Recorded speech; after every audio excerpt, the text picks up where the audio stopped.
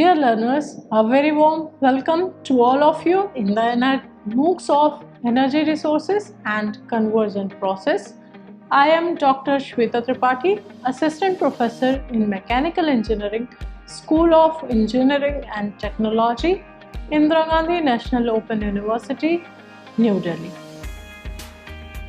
In this module, we are going to discuss the wind energy or the generation of electricity from wind energy.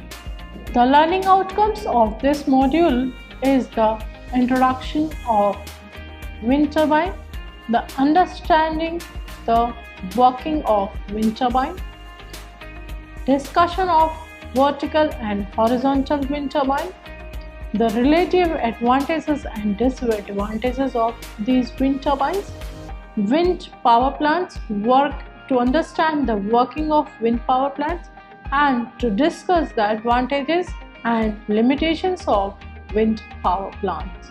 In our previous module, we have discussed that how wind is generated, how the power from the wind is generated, and what are the terminologies that we used while generating the power through the wind. After realizing the growing importance of wind energy, manufacturers have steadily been increasing the unit size of the wind electric generators since the late 1980s. Another important development has been the offshore, that is in the sea, wind farms in some regions of Europe, which have several advantages over the onshore ones. The third major development that has been used is the new techniques to access the wind resource for techno-commercial viability. In India, the states of Tamil Nadu and Gujarat lead in the field of wind energy. At the end of the March 2000, India had 1080 megawatts capacity wind farms, of which Tamil Nadu contributed 770 megawatt capacity. Gujarat has 167 megawatt, followed by Andhra Pradesh, which has 88 megawatt installed wind farms. The design of the Auroville multi-blade windmill has evolved from the practical experience gained in operating these mills over a period of 20 years or so. It has a high tripod tower and its double action pump increases the water output by about 60% as compared to the conventional single action pumps.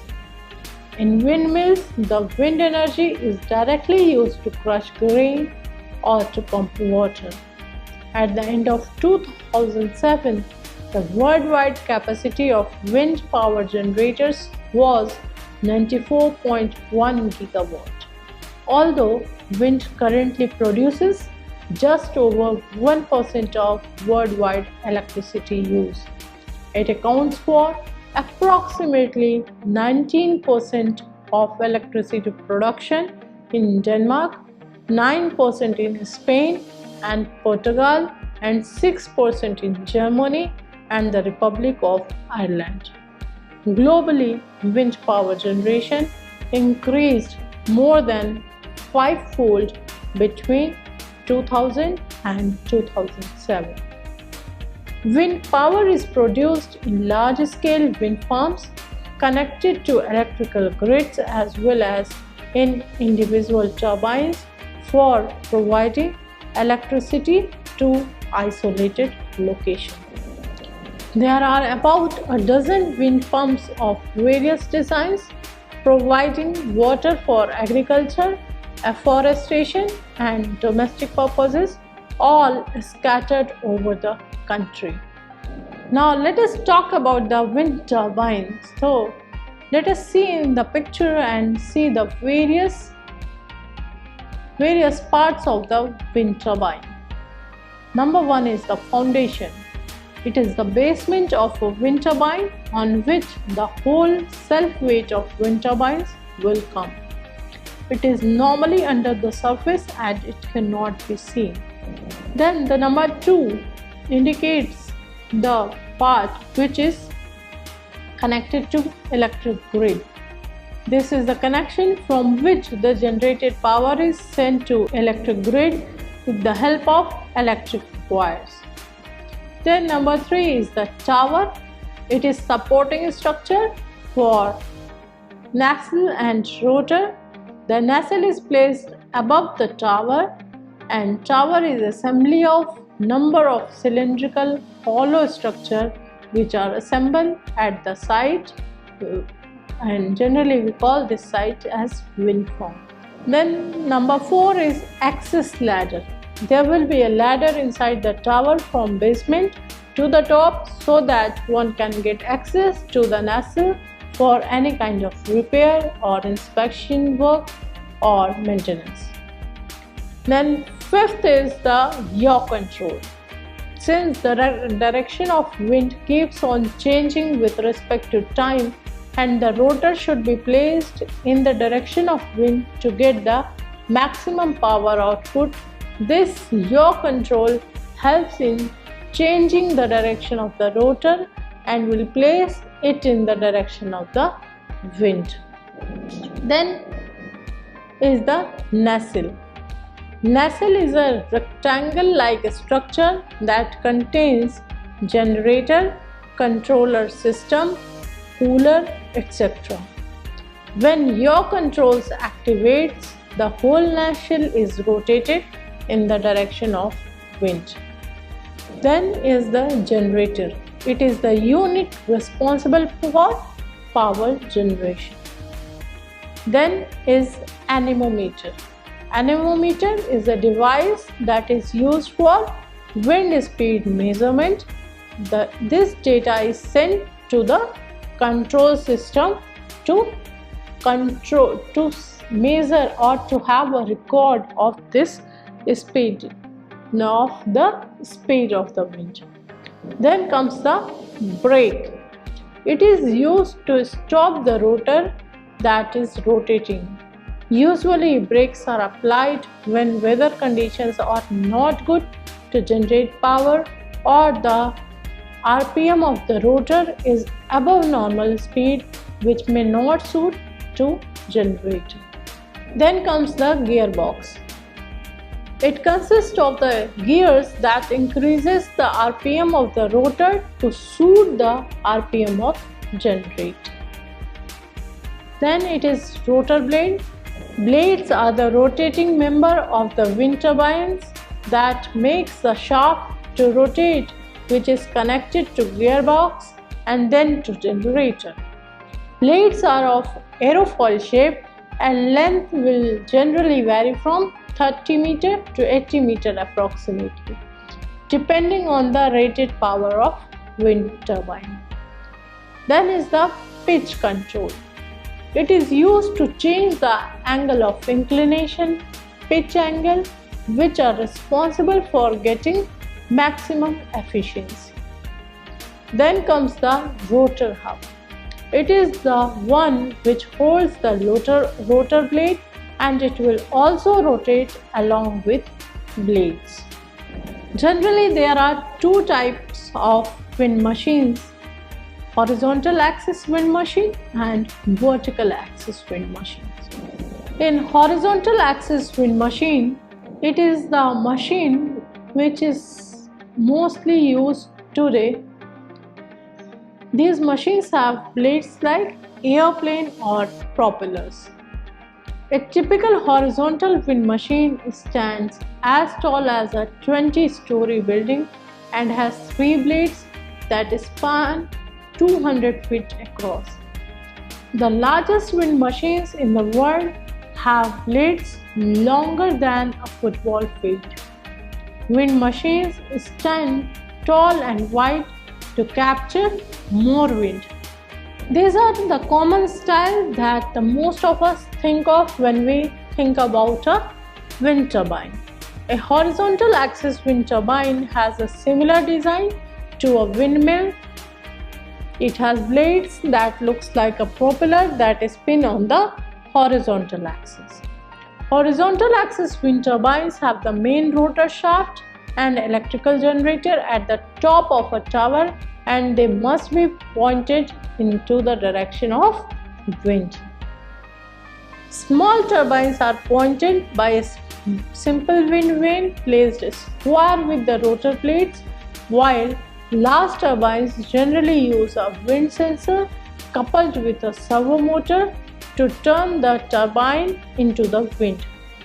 Most large wind turbines have a gearbox which turns the slow rotation of the rotor into a faster rotation that is more suitable to drive an electrical generator. Since a tower produces turbulence behind it, the turbine is usually pointed upwind of the tower. Wind turbine blades are made stiff to prevent the blades from being pushed into tower by high winds. Additionally, the blades are placed a considerable distance in front of the tower and are sometimes tilted up a small amount. Downwind machines have been built despite the problem of turbulence because they don't need an additional mechanism for keeping them in line with the wind. Additionally, in high winds, the blades can be allowed to bend, which reduces their swept area and thus their wind resistance. Since turbulence leads to fatigue failures and reliability is so important, most horizontal axis wind turbines are upwind machines. Now the advantages of horizontal axis wind turbines. The tall tower base allows access to stronger wind in sites with wind shear. In some wind shear sites, every 10 meters up the wind speed can increase by 20% and then the power output by 34%. Its efficiency is also very high because the blades always move perpendicular to the wind, so they receive power through the whole rotation. While when we talk about the vertical axis wind turbines, the most proposed airborne wind turbine designs involve various types of reciprocating actions requiring airfoil surfaces to backtrack against the wind for part of the cycle, and the backtracking against the wind leads to inherently lower efficiency. So for the vertical axis, the efficiency is lower. Then comes the limitations or disadvantages of horizontal axis wind turbines. Massive tower construction is required to support the heavy blades, gearbox and generator. Components of a horizontal axis wind turbine, that is gearbox, rotor shaft and brake assembly, are being lifted into position. Their height makes them obtrusively visible across large areas, disrupting the appearance of the landscape and sometimes creating local opposition. Downwind variants suffer from fatigue and structural failure caused by turbulence when a blade passes through the tower's wind shadow. For this reason, the majority of horizontal axis wind turbines use an upwind design with the rotor facing the wind in front of the tower. These horizontal axis wind turbines require an additional yaw control mechanism to turn the blades toward the wind. These horizontal axis wind turbines generally require a braking or yawing device in high winds to stop the wind turbine from spinning and destroying or damaging itself. If we talk about the cyclic stress and vibration, when the turbine turns to face the wind, the rotating blades act like a gyroscope as it pivots gyroscopic precision tries to twist the turbine into a forward or backward somersault.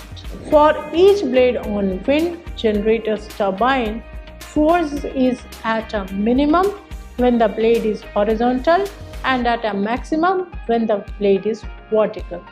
This cyclic twisting can quickly fatigue and crack the blade roots, hub and the axle of the turbines. Then comes the vertical axis wind machines.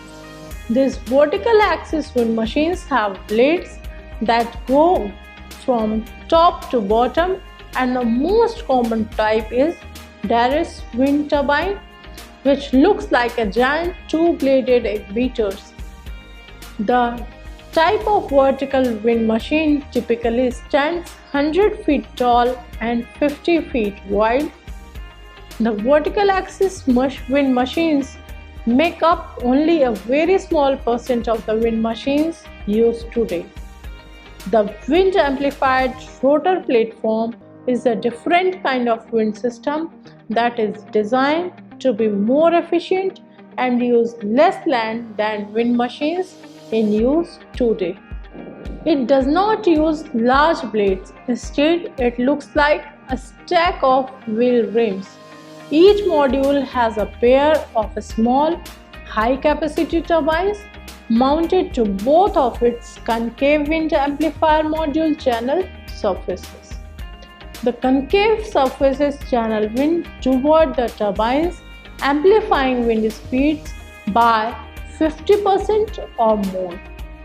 Encco, the company that designed Twapp, plans to market the technology to power offshore oil platforms and wireless telecommunication systems. Vertical axis wind turbines, as shortened to VAWTs, have the main rotor shaft arranged vertically. The main advantage of this arrangement is that the wind turbine does not need to be pointed into the wind. This is an advantage on sites where the wind direction is highly variable or has turbulent winds. With a vertical axis, the generator and other primary components can be placed near the ground so the tower does not need to support it. It also makes the maintenance work easier. The main drawback of vertical axis wind turbine is it generally creates drag when rotating into the wind. It is difficult to mount vertical axis turbine on towers, meaning they are often installed nearer to the base on which they rest, such as the ground or building rooftop. The wind speed is lower at a lower latitude, so less wind energy is available for a given size turbine. Airflow near the ground and other objects can create turbulent flow, which can introduce issues of vibration, including noise and bearing wear, which may increase the maintenance or shorten its service life. However, when a turbine is mounted on a rooftop, the building generally redirects wind over the roof, thus doubling the wind speed at the turbine. If the height of the rooftop mounted turbine tower is approximately 50% of the building height, this is near the optimum for maximum wind energy and minimum wind turbulence. Now, the advantages of vertical axis wind turbines. They can produce electricity in any wind direction.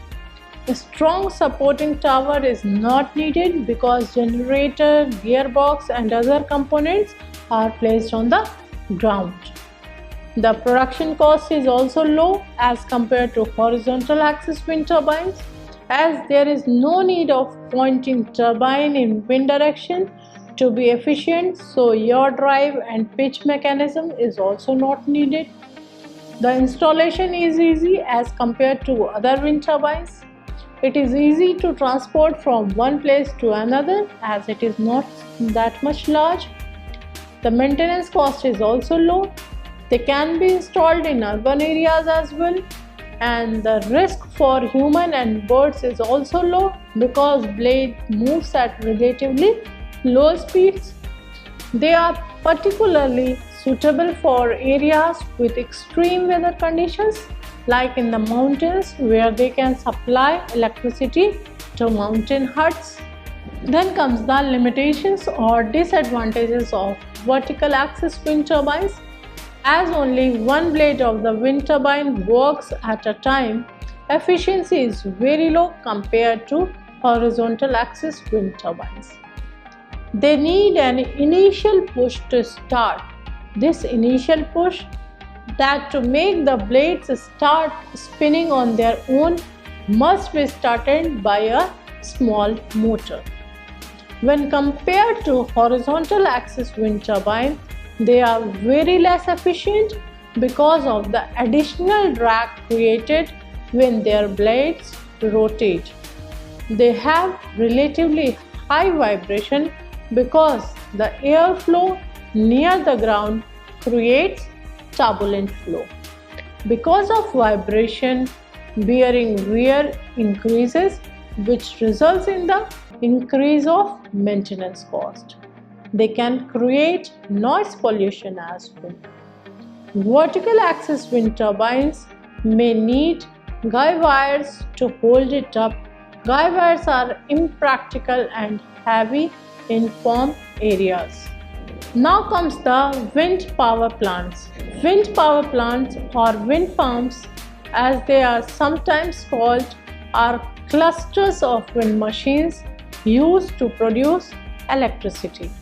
A wind farm has usually dozens of wind machines scattered over a large area. The world's largest wind farm, the Horse Hollow Wind Energy Center, is in Texas, and it has 421 wind turbines that generate enough electricity to power 220,000 homes per year.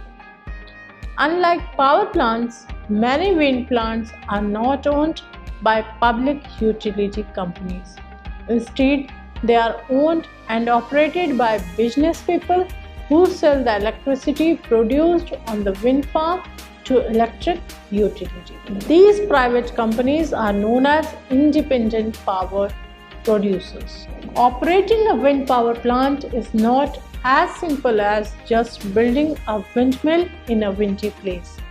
Wind plant owners must carefully plan where to locate their machines. One important thing to consider is how fast and how much the wind blows. As a rule, wind speed increases with altitude and over open area with no windbreaks. Good sites for wind plants are the tops of smooth, rounded hills, open plains or shorelines, and mountain gaps that produce wind funneling. Wind speed varies throughout the country. It also varies from season to season. In Tehachapi, California, the wind blows more from April through October than it does in the winter. This is because of the extreme heating of the Mojave Desert during the summer months. The hot air over the desert rises and the cooler, denser air above the Pacific Ocean rushes through the mountain pass to take its place. In a state like Montana, on the other hand, the wind blows more during the winter. Fortunately, these seasonal variations are a good match for the electricity demands of the regions. In California, people use more electricity during the summer for air conditioners. In Montana, people use more electricity during the winter months for heating. Now comes the advantages and limitations. The oil shortage pushed the development of alternative energy sources. And in the 1990s, the push came from a renewed concern for the environment in response to scientific studies indicating potential changes to the global climate if the use of fossil fuel continues to increase. So the wind energy came into the picture, and it is an economical power resource in many areas of the country. It is a clean fuel. The wind farms produce no air or water pollution because no fuel is burnt, and growing concern about emissions from fossil fuel generation, increased government support, and higher cost for fossil fuels have helped wind power capacity in the United States, where it is growing substantially over the last 10 years. The most serious environmental drawbacks to wind machines may be their negative effect on wild bird populations and the visual impact on the landscape. To some, the glistening blades of windmills on the horizon are an eyesore.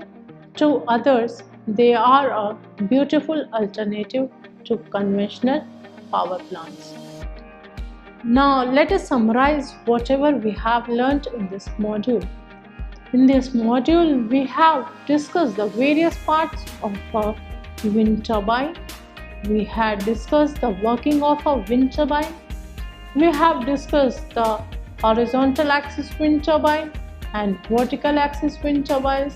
Their relative advantages and disadvantages are also discussed. We have discussed the wind power plants, how they work, how the power is generated there. We have also discussed the limitations and advantages of wind power generation and the wind energy. Thank you very much.